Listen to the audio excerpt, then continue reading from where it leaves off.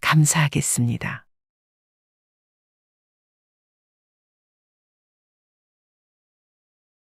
여러분들께서도 자식을 편애하는 것은 죄악이다라고 생각하시나요? 요즘 세상에도 그런 부모들이 있냐 싶으시겠지만 아직도 큰아들만 우선시하는 부모님들이 계십니다. 유산은 큰아들에게 다 주고 효도는 형제가 똑같이 해야 된다 생각하는 부모들도 있습니다. 그래서 모든 지원을 큰아들에게 쏟아붓고 그것이 당연하다 생각하십니다. 이렇게 큰아들에게 모조리 몰아줘서 잘 살면 문제가 없겠지만 한순간 잘못된 선택을 하게 되면 죽 써서 개주는 꼴이 돼버립니다. 결국에는 자식들 사이도 틀어지고 자식들이 부모도 멀리하게 되며 가족이 파탄나게 됩니다. 더불어 행복하게 보내야 할 노후도 고통 속에서 사시게 될 수도 있습니다. 부끄러워 어디 가서 말도 할 수 없죠. 이렇게 되지 않으려면 부모가 중심을 잘 잡고 자식들에게 공정하게 대우를 해줘야 합니다. 부모 돌아가시고 형제간에 우애 있게 잘 살도록 하려면 부모님들께서 교통정리를 잘 해주셔야 합니다.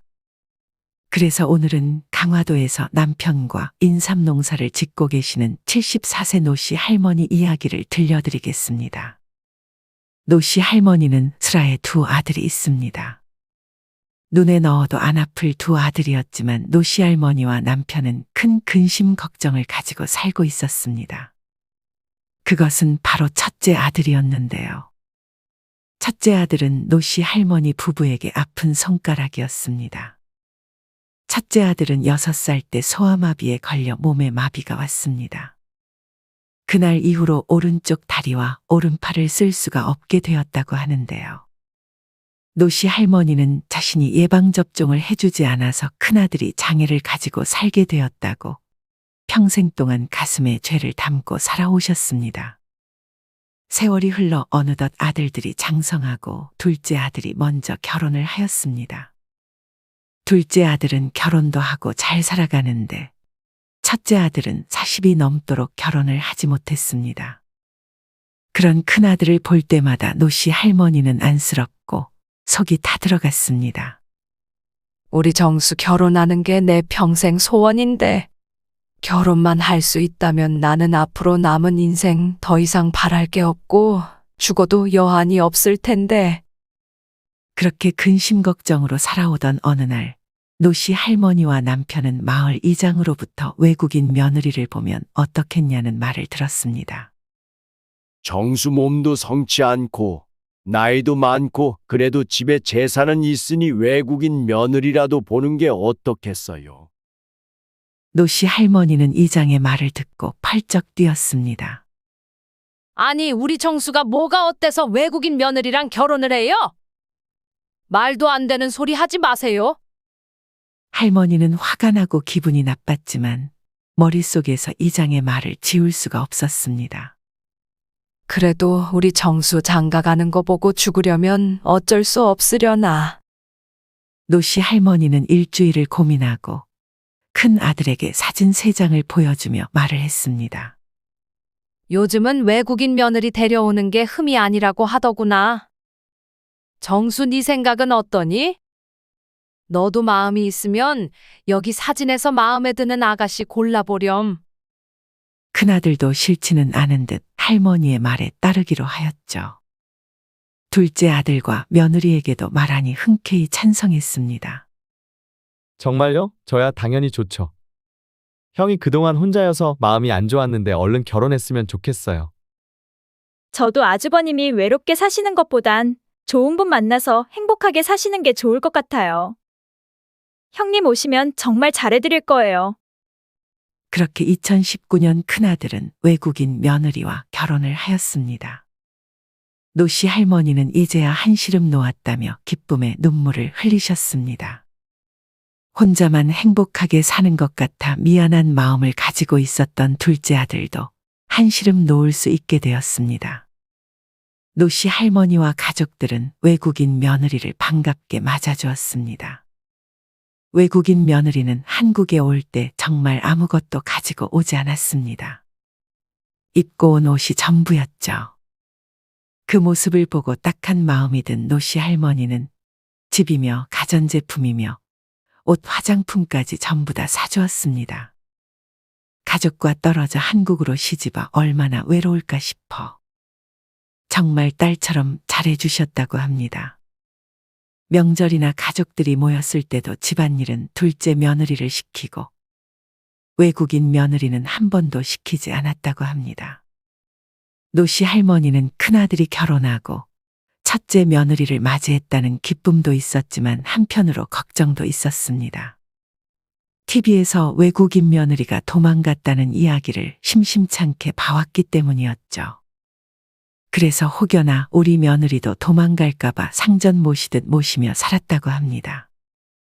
하지만 계속되는 차별 대우에 둘째 며느리는 서러움이 쌓여갔습니다. 그동안 첫째 며느리 노릇까지 하며 잘해왔다 생각했는데 자신은 한국에서 태어난 죄로 이게 무슨 상황인가 싶었죠. 둘째 며느리는 형님과 잘 지내고 싶다는 마음이 들다가도 노씨 할머니의 차별에 그 마음이 사그라들었습니다. 그리고 자신이 아무리 시댁에 잘해도 소용이 없구나라고 생각했습니다. 노씨 할머니는 이런 둘째 며느리의 마음을 모르는 것은 아니었습니다. 둘째 며느리는 한국인이라 마음이 놓이셨던 걸까요? 노씨 할머니는 그 뒤로도 외국인 며느리만 애지중지하며 챙겼습니다. 큰아들이 결혼하고 첫 명절 때 둘째 며느리는 이른 새벽부터 시댁에 와 있었습니다. 둘째야, 너는 나물 무치고 나면 이 전 좀 부쳐라. 시간이 한참 지나 12시가 다 돼서야 첫째 아들과 외국인 며느리가 왔습니다. 아이고, 우리 첫째 왔니? 오느라 고생 많았다. 한복도 참 잘 어울리네. 그런데 불편하지는 않고? 한국 날씨가 안 맞아서 춥지는 않니? 안 되겠다. 첫째, 너는 안방에 가서 이불 덮고 가만히 앉아 있어. 주방도 아닌 부엌 바닥에 쪼그려 앉아서 시립도록 시린 찬물에 맨손으로 설거지를 하고 있던 둘째 며느리는 이 모습을 보고 속에서 천불이 났습니다. 어머니 마음도 이해가 되지만 나는 새벽부터 와서 일하고 있는데 형님은 아무것도 안 시키고 어떻게 매번 차별을 하실 수가 있지? 둘째 며느리가 밥하고 전 부치고 설거지하고 과일을 깎아올 동안 외국인 며느리는 한복을 곱게 입고 공주처럼 방 안에 앉아서 핸드폰으로 유튜브를 보며 깔깔대며 웃고 있었습니다. 노씨 할머니도 둘째 며느리의 안색을 보고 눈치를 채었지만 크게 문제라 생각되지 않아 넘어갔습니다. 그렇게 외국인 며느리는 결혼하고 3개월 만에 임신을 하였습니다. 이 소식을 들은 노씨 할머니는 뜰 듯이 기뻤습니다. 물론 둘째 아들의 손자도 있었지만 그래도 첫째 아들이 집안의 대를 이어야 한다는 생각이 컸기에 노씨 할머니는 기쁨을 감출 수 없었습니다. 큰아들과 첫째 며느리는 출산 후 노씨 할머니 집으로 들어와 살았습니다. 몸이 불편한 아들과 외국인 며느리가 고생할까 집으로 불러들인 것이었죠. 시댁으로 들어간 외국인 며느리가 시부모와 사는 것이 기특하다 또는 불편하겠다 생각하실 수도 있겠지만 실상은 노씨 할머니가 며느리를 모시고 사는 것이었습니다. 외국인 며느리는 손 하나 까딱하지 않았죠. 밭일에, 집안일에, 손자까지 봐줘야 해서 할머니는 너무 힘이 들었습니다.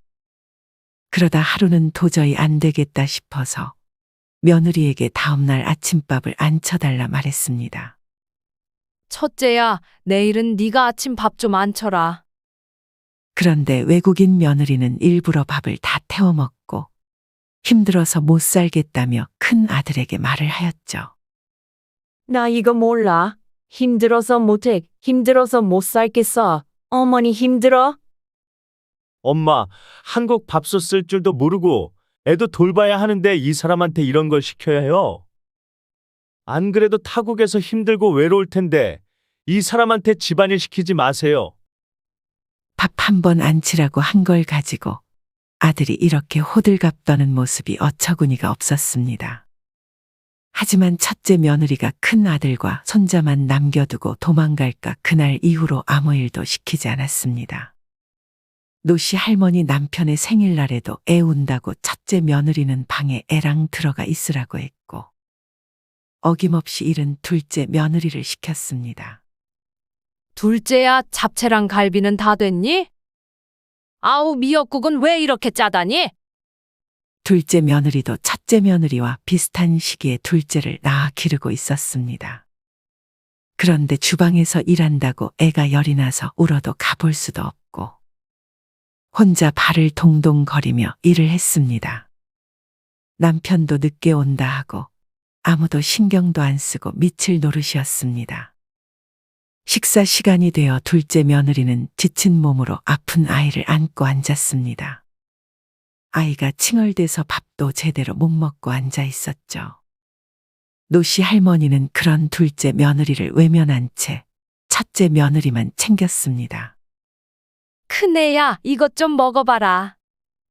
갈비가 달달하니 네 입에 맞을지 모르겠구나. 애는 나를 주고 편하게 먹거라. 그 모습에 둘째 며느리가 아이를 안고 벌떡 일어나 말했습니다. 어머님 정말 너무 하시는 거 아니에요? 어쩜 이렇게 차별을 하세요? 첫째 형님만 귀한 며느리고 저는 이 집 종인가요?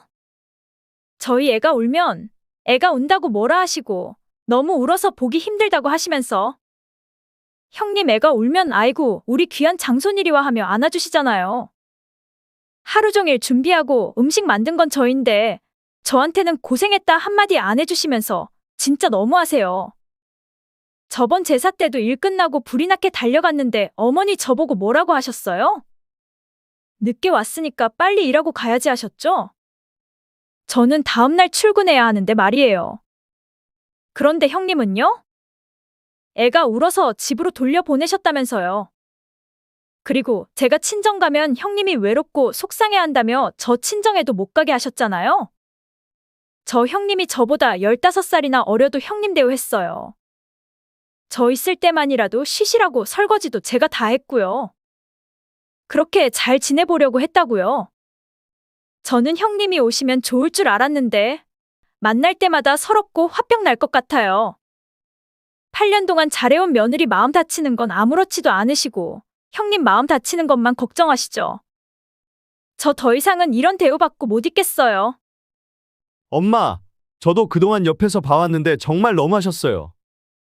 아무리 큰형이 어렵게 결혼하고 엄마한테 형수님이 귀한 며느리라고 해도 집사람이랑 이 정도로 차별을 하시면 안 되죠. 이 사람이 그동안 아버지 어머니한테 얼마나 잘했어요? 진짜 이러시면 안 된다고요. 그리고 큰형만 자식이에요? 제가 지금까지 말은 안 하고 살아왔지만 형이랑 저랑도 편애 많이 하셨어요. 아무리 형이 어머니한테 아픈 손가락이어도 그렇지. 무조건 형 먼저, 형 먼저. 엄만 항상 형이 우선이셨어요. 전 그 어린 나이에 항상 참으며 감내하며 살아왔다고요. 더 이상 저도 못 참아요. 저흰 이만 갈게요. 가자 여보. 이 모습을 본 노씨 할머니와 남편은 어안이 벙벙해 아무 말도 하지 못했습니다. 큰 아들과 첫째 며느리는 아랑곳 않고 밥을 먹었습니다. 사실 차별을 한다는 것은 노씨 할머니 자신이 제일 잘 알았습니다. 머릿속에 온통 외국인 며느리가 도망가면 어쩌나 하는 두려움이 가득해 그렇게 행동했던 것이었죠. 그날 이후로 둘째 아들과 전화만 몇 번 했지 지금까지 만나지 못했습니다. 첫째 며느리는 모든 가족들이 다 자신한테 절절매는 것을 알고 더 기고만장하게 생활했습니다. 시부모님이 한여름 땡볕에 인삼밭에서 일을 할 동안에 집에서 에어컨을 펑펑 틀고 누워서 TV만 봤습니다. 외출을 할 때는 몸이 불편한 남편에게 애를 맡겨두고 밤늦도록 나갔다 들어오기 일쑤였죠. 아무도 자신에게 잔소리도 안 하고 뭐라 안 하니 가족들을 물러보기 시작했습니다. 이제는 자신의 남편도 무시하며 수시로 명품을 사달라고 요구하기 시작했죠. 나 이 가방 사줘. 이거 하나도 못 사주면서 나 데리고 온 거야. 이럴 거면 나 다시 베트남 갈래. 경제적인 능력이 없었던 큰아들은 와이프가 무리한 요구를 할 때마다 노씨 할머니에게 돈을 요구했습니다. 엄마, 집사람이 이 가방이 갖고 싶다는데 사주면 안 될까요? 안 사주면 애 놔두고 자기 나라로 가버린다고 또 그러네요. 걸핏하면 자기 나라로 가버린다는 말을 하는 첫째 며느리 때문에 집안 사람들은 하루도 마음 편할 날이 없었습니다. 그러던 어느 날 더 이상 두고 봐선 안 되겠다 생각한 노씨 할머니는 첫째 며느리에게 말을 했습니다. 큰애야, 너도 이제 한국에 온 지 몇 년이나 지났고 애도 낳고 살고 있잖니? 너한테 농사 지으라는 말은 하지 않을게. 밭일은 나랑 네 시애비가 할 테니 이제 너는 집안일을 맡아서 해줬으면 좋겠다. 이에 첫째 며느리는 노씨 할머니의 말에 아무 대꾸도 하지 않고 방으로 들어가 버렸습니다. 노씨 할머니는 자신의 말에 대꾸도 않는 첫째 며느리에게 괘씸한 마음이 들었습니다. 한 소리 하고 싶었지만 차마 입 밖으로 낼 수도 없었죠. 다음 날 큰 아들이 방에서 소리치며 자신을 부르는 소리가 들렸습니다. 엄마, 집사람 어디 갔어요? 어디 가는지 못 보셨어요? 여권도 없고 방에 있던 여행용 가방도 없어졌어요. 제 통장에 있던 돈도 다 뺏어 갔나 봐요. 엄마가 주신 5천만 원 출금됐다고 은행에서 문자 왔어요. 어떡해요? 집사람 전화도 안 받아요. 나랑 애만 두고 가면 앞으로 어떻게 살라고? 집사람 도망간 거 다 엄마 때문이에요. 다 엄마 때문이라고요. 왜 안 하던 집안일을 시켜서 이 사단을 만들어요? 전 이제 어떻게 살라고요? 마당을 내다보니 자동차도 없었습니다. 첫째 며느리가 하도 갑갑하다고 졸라대서 소형차 한 대도 사줬었는데 그것도 없어진 것이었죠. 노씨 할머니는 심장이 내려앉는 듯 그 자리에 주저앉았습니다. TV에서만 보던 일이 현실로 일어나자 노씨 할머니는 비참함에 망연자실했습니다. 황망한 마음에 둘째 아들에게 전화를 하였지만 둘째 아들은 전화를 받지 않았습니다. 결국 노씨 할머니는 늙어가는 남편, 몸 아픈 큰아들, 남겨진 손자를 부양하며 힘겨운 노후를 보내게 되었습니다. 오로지 큰아들이 잘 살길 바라며 살아온 노씨 할머니의 이야기 어떻게 들으셨나요? 퍼주기식 교육과 차별이 불러온 비극이라 생각하시나요? 아니면 오히려 자식을 향한 어머니의 마음에 공감이 가셨나요? 외국인 며느리가 도망간 것은 노씨 할머니의 잘못이 아닙니다. 하지만 큰아들이 몸이 아프다고 평생 오냐오냐 하며 키워온 것은 어떻게 생각하시나요? 또 편애 속에서 살아온 둘째 아들과 둘째 며느리의 마음은 어땠을까요? 이렇게 자신의 마음만 편하고자 한 행동들은 오히려 모든 것을 물거품으로 만들어버리고 맙니다. 오늘 이야기로 어떻게 하면 행복한 노후를 보낼 수 있을지 고민해보는 계기가 되셨으면 좋겠습니다. 여러분은 이 시대를 살아가는 지혜로운 어르신들입니다. 구독자 여러분들이 행복한 노후를 보내실 수 있도록 지혜로운이 항상 응원하겠습니다. 오늘도 끝까지 영상을 시청해 주셔서 감사합니다. 다음에 더 좋은 영상으로 찾아뵙겠습니다. 여러분들께서도 자식을 편애하는 것